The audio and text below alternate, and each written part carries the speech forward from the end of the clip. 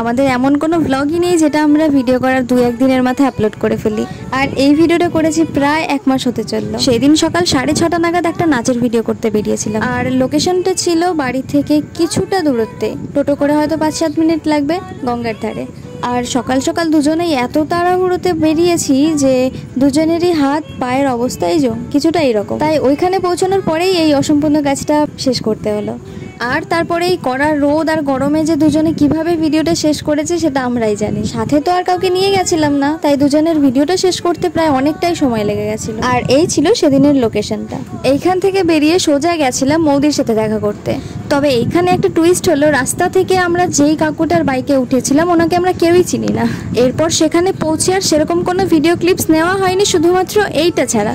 ওইখানে কিছুক্ষণ সময় কাটিয়ে বেরিয়ে পড়েছিলাম বাড়ির উদ্দেশ্যে। তবে হ্যাঁ, এবার আর অচেনা কারোর কাঁধে চেপে আসিনি, টোটোতে এসেছি। সেদিন রোদ আর গরমের থেকেও বেশি কষ্ট হচ্ছিল এই পায়ের জন্য। ওকে, টাটা, দেখা হবে এরকমই আরো একটি মিনি ব্লগে।